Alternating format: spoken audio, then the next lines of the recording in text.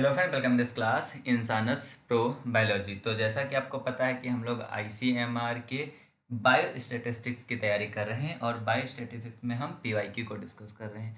तो आज की वीडियो में हम 2018 के बायो स्टैटिस्टिक्स के पीवाईक्यू को डिस्कस करेंगे। डेफिनेटली ये सारे वीडियो आपकी तैयारी को बहुत ही ज़्यादा हेल्प कर रहे होंगे।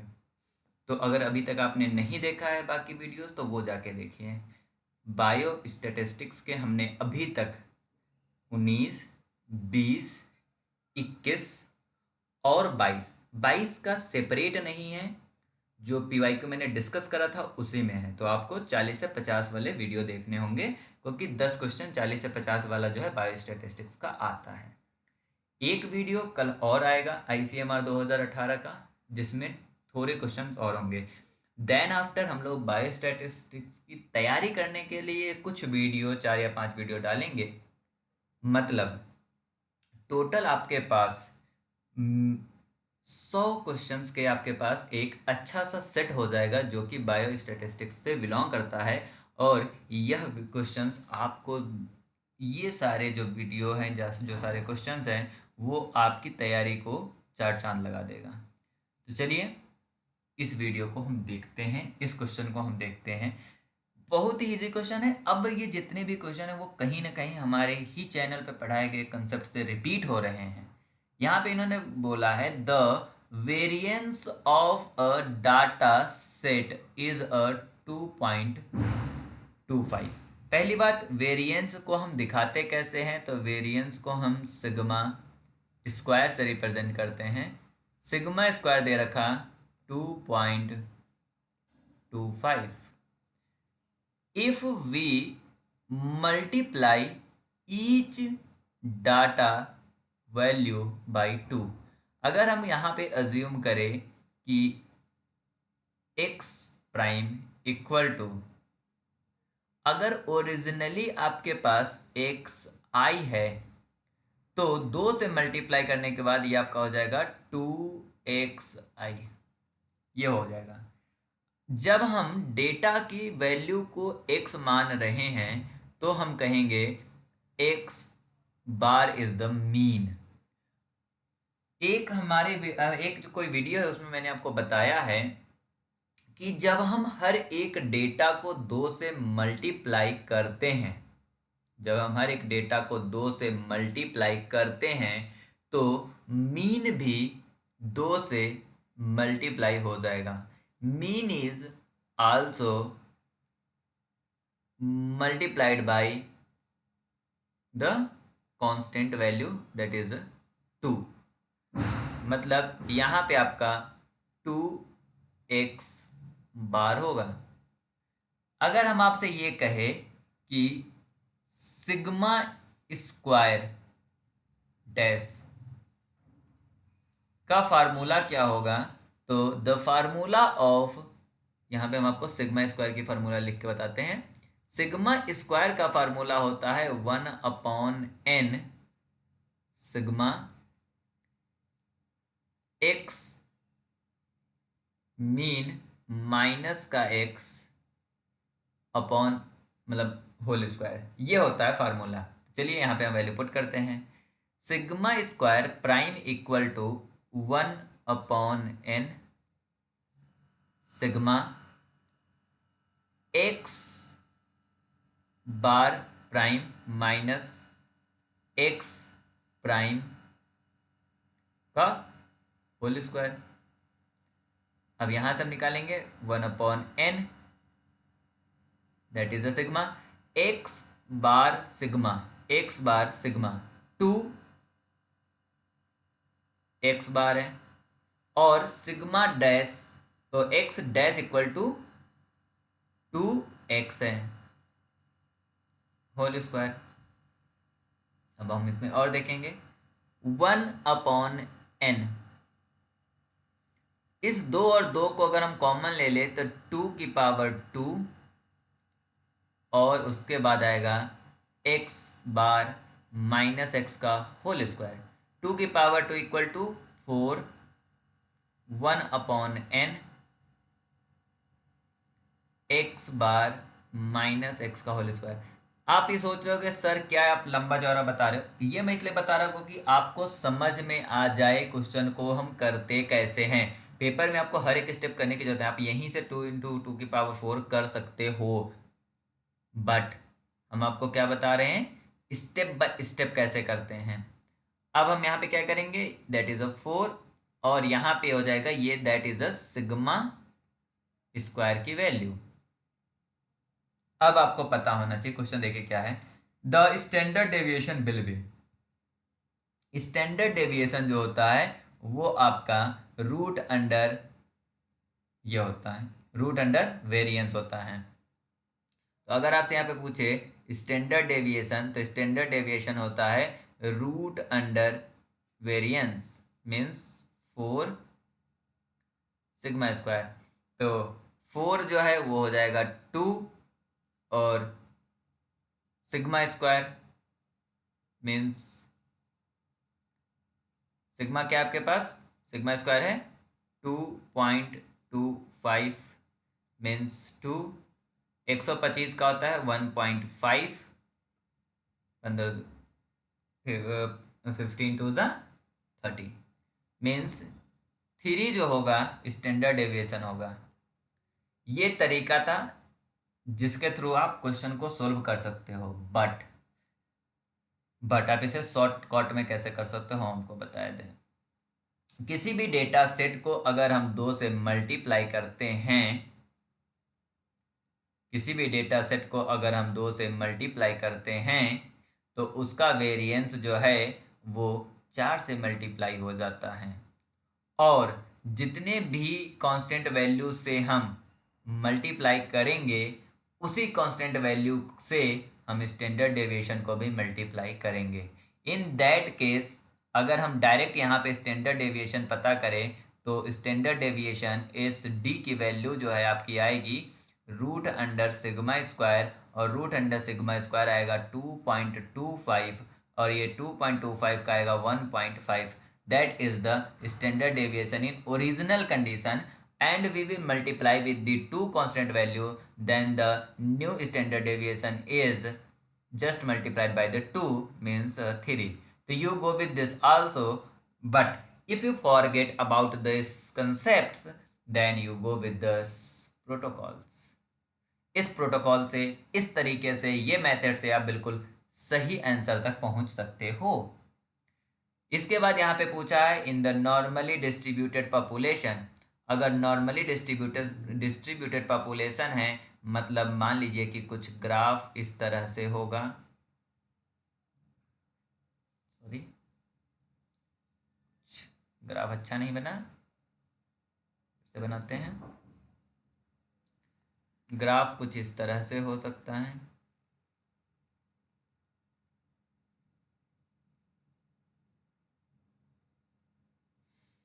ये ग्राफ है जहां पे नॉर्मली डिस्ट्रीब्यूटेड है, मतलब सिमेट्रिक ग्राफ होगा, सिमेट्रिक ग्राफ होगा मतलब मीन जो है ये यहाँ पे होगा, that is a mean. Mean को हम x बार से दिखाते हैं। मीन से देखिए, जब कोई टीचर आपको स्टैटिस्टिक्स डीप में पढ़ाएगा तो देन वो ज़रूर इन चीज़ों को डिस्कस करेगा, बट अभी हम लोग डीप में तो नहीं पढ़ रहे हैं, अभी हम लोग एग्ज़ाम की तैयारी कर रहे हैं, तो इसलिए जितना पॉसिबल है उतना ही हम बता रहे हैं। ये जो पॉइंट मैंने बनाए हैं ये आपको थोड़ा याद रखने की ज़रूरत है। That is a x bar mean, इसे हम बोलते हैं first S D sigma, first standard deviation plus का माइनस का 1 स्टैंडर्ड डेविएशन, इसे बोलेंगे 2 स्टैंडर्ड डेविएशन, इसे भी बोलेंगे माइनस का 2 स्टैंडर्ड डेविएशन, इसे बोलेंगे 3 स्टैंडर्ड डेविएशन, और इसे बोलेंगे हम माइनस का 3 स्टैंडर्ड डेविएशन। तो ये आपको थोड़ा बहुत देखने की ज़रूरत है, बट अब अभी के लिए हम आपको बता दें ICMR एग्जाम के लिए, अब आप अभी आपके पास टाइम नहीं कि आप इसे डीप में जाके स्टडी कर सको, तो बस आप अभी जो मैं बता रहा हूँ उसको याद रखना। जैसे ही हम एक सिमेट्रिक डिस्ट्रीब्यूशन को कितने भागों में बांट रहे हैं, 1 2 3 4 5 6 भागों में।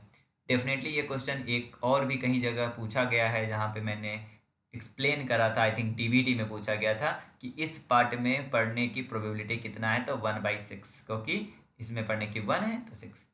बट यहाँ पे जो आपको याद रखना है वो याद रखना है कि फर्स्ट स्टैंडर्ड डेविएशन में इधर का जो पार्ट है इसमें जो डेटा आएगा वो डेटा आएगा आपका 34.1%। सेम यहाँ पे भी आएगा आपका 34.1%। मैं आपको यही कहूँगा ये आप याद कर लो, क्योंकि इसको समझने के लिए आपको थोड़ा स्टैंडर्ड डेविएशन प्लस डेटा इन सब का नॉलेज होना चाहिए। फर्स्ट स्टैंडर्ड डेविएशन से सेकेंड स्टैंडर्ड डेविएशन के बीच में जो आता है वो आता है आपका 13.6। सेम इधर भी आएगा 13.6। फिर जो ये आपका सेकेंड स्टैंडर्ड डेविएशन से थर्ड स्टैंडर्ड डेविएशन के बीच में जो आता है 2.1, मीन्स इसमें भी आएगा 2.1। जो बचा हुआ है इसमें आता है 0.1 0.1। अब आपसे क्वेश्चन क्या पूछा है, पढ़ो। The number of observations falling with in the range mean plus minus standard deviation है।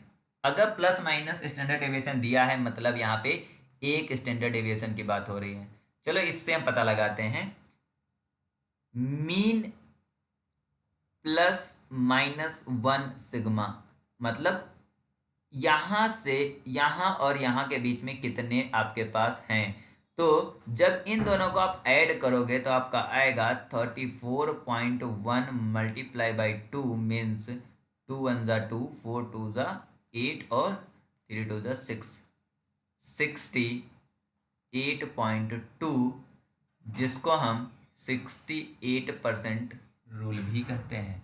मतलब mean plus minus 1 standard deviation के बीच जो ऑब्जर्वेशंस आते हैं उसकी प्रोबेबिलिटी 68% होती है। क्या आपको याद रखना है? अगर आप यहाँ पे क्या करोगे, mean plus minus 1 standard deviation के बीच में जो डेटा आते हैं उसकी प्रोबेबिलिटी 68% है। चलिए अब हम दूसरी बात कर लें। अगर आपसे यहीं पे क्वेश्चन पूछा जाता कि mean plus minus 2 standard deviation, तो यहाँ से यहाँ तक कितने आते, ये बात है। तो 68.2 तो आएंगे ही आएंगे, प्लस 13.26 और 13.6 इन दोनों को जब ऐड करोगे तो आपका आएगा 95.4%। मीन्स 95% रूल कहलाता है। मतलब mean plus minus 2 standard deviation के बीच में 95% डाटा आता है, और mean plus minus 3 standard deviation के बीच में आपका कितना आता है 99.6, मतलब 99% डेटा आता है। क्योंकि अब यहाँ से लेके यहाँ तक को हम ऐड कर लेंगे नॉर्मल सा मैथमेटिक्स लगा के। तो अब यहाँ पे क्वेश्चन उन्होंने पूछा था mean plus minus 1 standard deviation में कितना आता है, तो 68% आता है। 68% रूल से क्वेश्चन में भी यह भी पूछा जा सकता है, यह भी पूछा जा सकता है, इसलिए इन दोनों को अभी के लिए आप रट लो। नेक्स्ट क्वेश्चन में चलते हैं।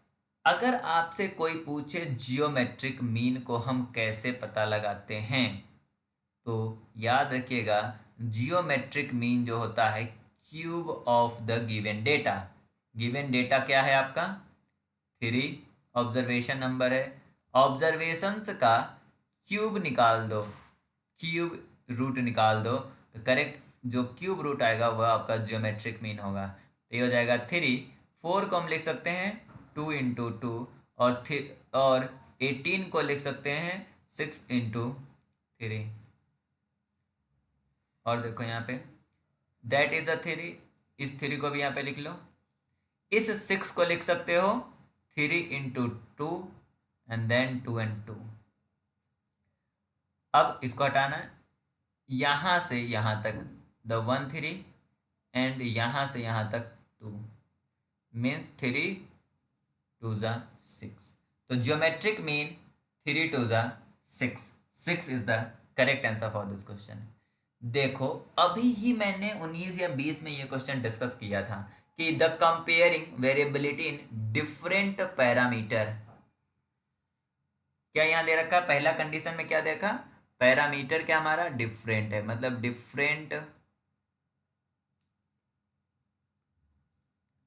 पैरामीटर, डिफरेंट पैरामीटर दे रखा है, ठीक है, recorded in the different unit, क्या है मतलब डिफरेंट पैरामीटर है और डिफरेंट यूनिट है।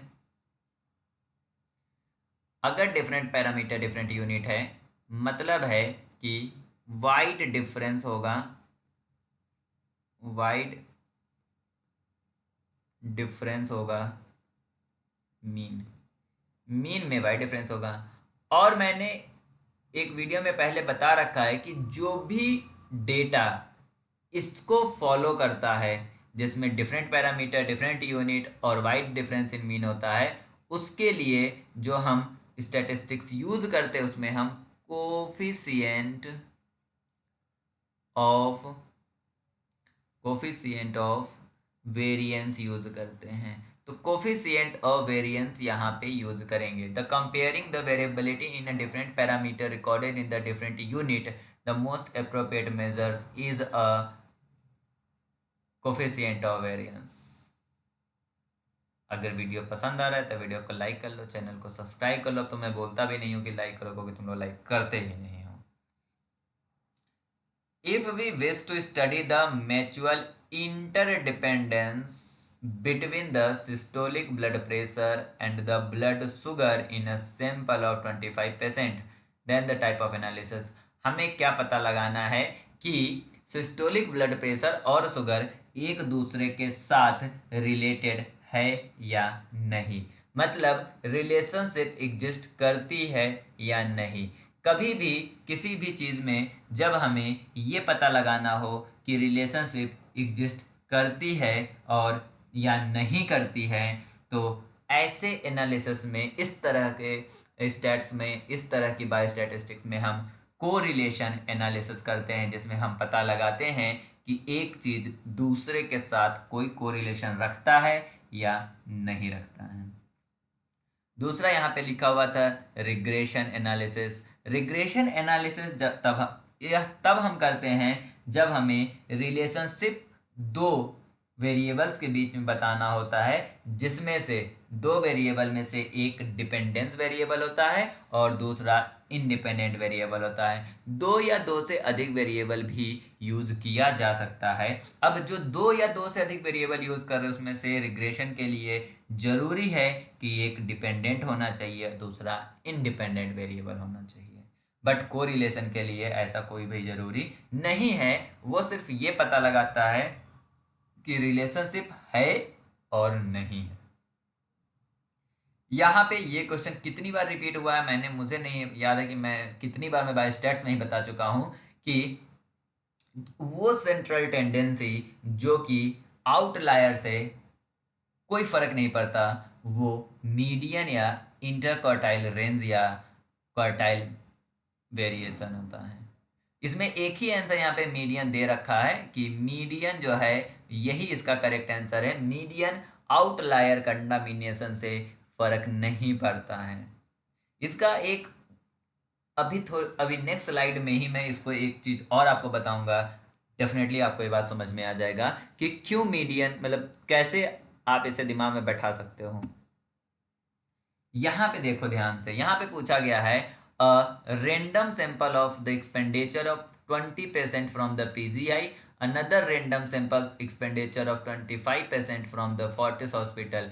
भाई दोनों, चाहे पीजीआई के पेशेंट हो या फोर्टिस हॉस्पिटल के पेशेंट हो, इन दोनों के बीच में क्या कोई रिलेशनशिप है? ये दोनों के दोनों अनरिलेटेड पेशेंट्स हैं, क्योंकि यहाँ पे रेंडम सैंपलिंग दोनों कंडीशन में हुआ है। जब इस तरह की चीज हो जिसमें दो इंडिपेंडेंट ग्रुप हो, क्योंकि ऐसा नहीं है कि पीजीआई का पेशेंट जो है वही फोर्टिस में गया हो, ये नहीं लिखा हुआ है, या फोर्टिस का ही पीजीआई में गया, ऐसा भी नहीं लिखा हुआ है। जब दो इंडिपेंडेंट अनरिलेटेड ग्रुप में के मीन और स्टैंडर्ड डेविएशन को जब हम कंपेयर करते हैं तो उस समय हम अनपेयर्ड टी टेस्ट यूज करते हैं। अनपेयर्ड टी टेस्ट कब यूज करते हैं? जब दो अनरिलेटेड या इंडिपेंडेंट ग्रुप के मीन को कंपेयर करते हैं तो देन हम अनपेयर्ड टी टेस्ट यूज करते हैं। जब एक ही सेट हो मतलब पेयर्ड में हो उसकी मीन को हम जब कंपेयर करते हैं तो then we will use the paired T test.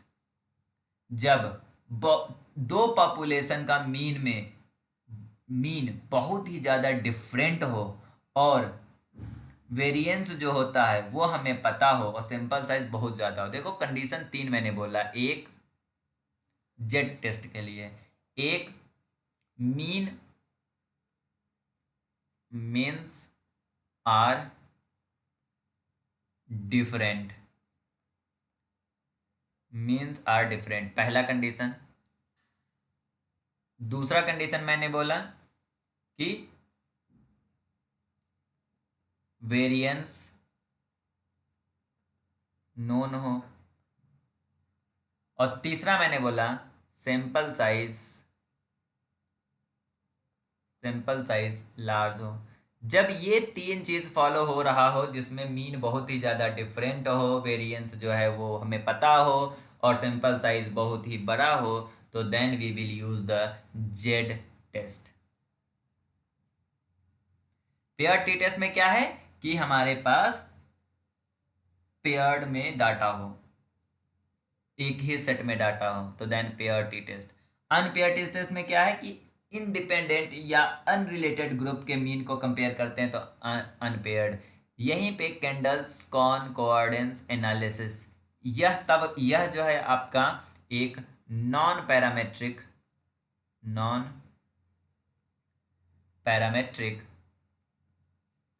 यह आपका क्या है, नॉन पैरामेट्रिक टेस्ट है। और यह टेस्ट हम परफॉर्म करते हैं रैंक कोरिलेशन के लिए। हमें रैंक कोरिलेशन बताना हो और वह जो है आपका क्या हो, रैंक कोरिलेशन बताना हो तो नॉन पैरामेट्रिक टेस्ट लगाना है, तो उसे हम कैंडल कॉनकॉर्डेंस एनालिसिस करते हैं।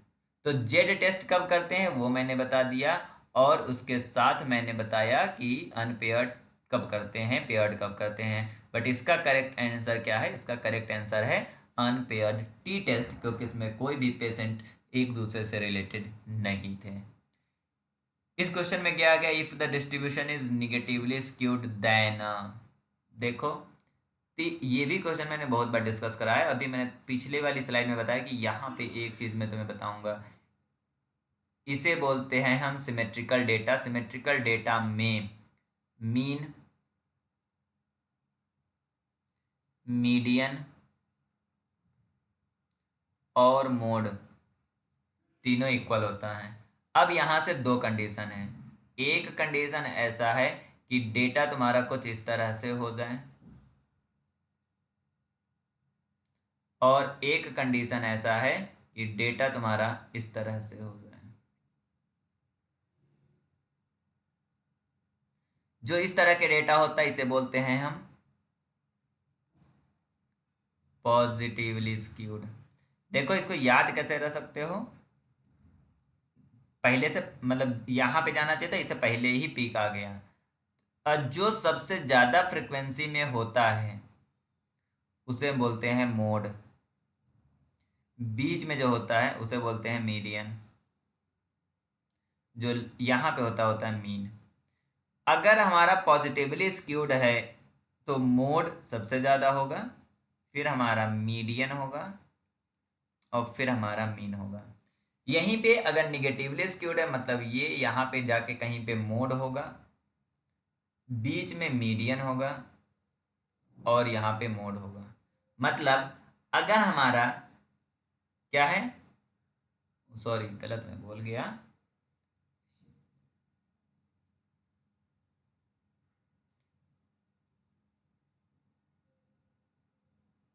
सबसे ज़्यादा आपका सबसे ज़्यादा मीन होगा, क्योंकि मीन सबसे लास्ट में है। हम मीन की वैल्यू इस एक्स एक्सेस पे निकालते हैं और वाई पे फ्रिक्वेंसी होती है, और बीच में मीडियन होगा और सबसे कम मोड होगा in case of positively skewed. जब ये यहाँ से ना हो कि इधर हो तो इसे हम बोलते हैं निगेटिवली स्क्यूड। Negatively skewed. और अगर निगेटिवली स्क्यूड है तो एक्स एक्सेस पे देखोगे तो सबसे ज्यादा क्या है, मोड है, उसके बाद मीडियन है और फिर मीन है, मतलब सबसे कम मीन है। तो यहाँ पे पूछा गया निगेटिवली स्क्यूड में, तो निगेटिवली स्क्यूड में सबसे ज्यादा क्या होता है, हमारा मोड होता है। तो the mode is the greater than median और सबसे कम मीन होगा, तो second is the correct answer. हम थोड़ी देर पहले आपको बता रहे थे कि अभी आपको समझ में आ जाएगा। देखो चाहे पॉजिटिव स्क्यूड कर दो या निगेटिव स्क्यूड कर दो, मीडियन दोनों कंडीशन में बीच में ही है। मतलब मीडियन को फर्क नहीं पड़ रहा है कि डेटा पॉजिटिवली स्क्यूड है या निगेटिवली स्क्यूड है। पॉजिटिवली स्क्यूड का मतलब है कि मैक्सिमम डेटा जो है वो कहाँ पे है, इस एरिया में आ रहा है, और ये वाला टेल है आउटलायर की तरह काम कर रहा है। निगेटिव स्क्यूड में क्या है, इधर वाला जो है आउटलायर की काम कर रहा है, बाकी मैक्सिमम डेटा यहाँ पे लाई कर रहा है। नॉर्मल वाले में सिंपल ही है। तो इस तरह से तुम बायो स्टैटिस्टिक्स को अगर अप्रोच करते हो तो डेफिनेटली तुम बहुत सारे क्वेश्चन को सही कर सकते हो। अगर इस चैनल से पढ़ रहे हो तो इस बार 10 में मिनिमम 8 क्वेश्चन तो सही करके आओगे, तो मेरी गारंटी है, क्योंकि कोई भी टेस्ट बचा नहीं अभी तक। और जो बचा हुआ टेस्ट है ना, वो हम अभी कल के बाद कुछ वीडियो रिलीज करेंगे, मतलब 1 से लेकर 5 तारीख तक 5 वीडियो ऐसे रिलीज करेंगे जिसमें मैक्स आपके पास 50 क्वेश्चन हो गए, इधर 5 50 50 100 क्वेश्चन हो गए आपके पास। 100 मतलब नॉट ओनली 100 को, कि आपको स्टैट्स की वीडियो क्वेश्चन जो है आपको क्विज में भी मिल रहा होगा, तो वहां से भी आप जाके देख सकते हो। इस तरह से आपके पास बहुत ही ह्यूज में स्टैट्स के क्वेश्चन है जिसको आप प्रैक्टिस कर सकते हो। आप किसी भी एग्जाम में जाके स्टैट्स के क्वेश्चन को सही कर सकते हो। तो डेफिनेटली वीडियो को लाइक करके चैनल को सब्सक्राइब कर लो। अगर और वीडियो चाहिए तो कमेंट करो। Bye bye.